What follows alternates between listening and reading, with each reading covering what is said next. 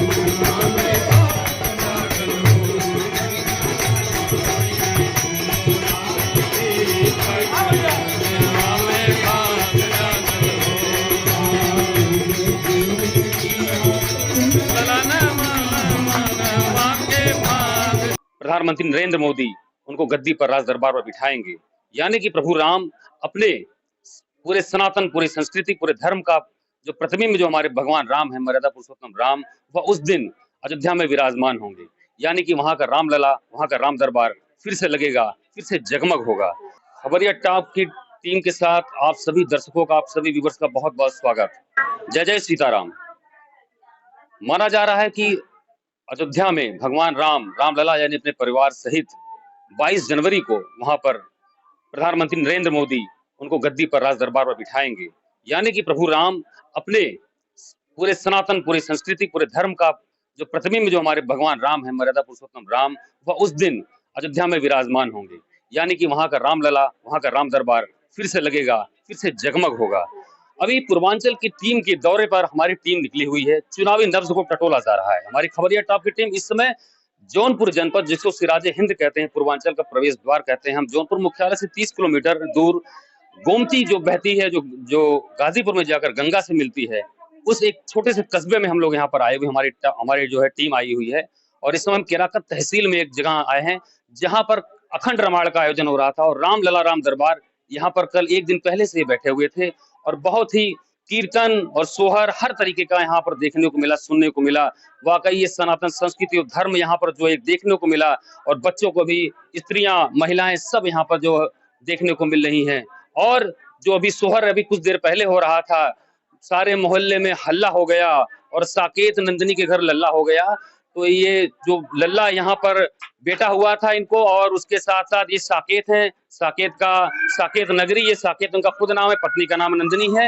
इनके घर जो है पुत्र रत्न की प्राप्ति हुई है और बहुत ही ये संयोग की बात है कि साकेत का ससुराल अयोध्या में है, उनके मामा भी आए हुए हैं। साकेत का ननिहाल जो है बिहार भागलपुर में है और कहने को कहते हैं कि वहां छत्तीसगढ़ से भगवान राम का भी ननिहाल जो है छत्तीसगढ़ में था और उसके बाद बिहार से उनका मैथिली से नाता रहा, जहां से जनक रानी सीता आई थी। और कहने को आप यह भी देखने को मिलता है कि कहीं न कहीं भगवान राम का एक जो समन्वय था, जो उनका एक संपर्क था, नेपाल से भी बहुत था, तो नेपाल के लोग भी यहाँ आए हुए हैं।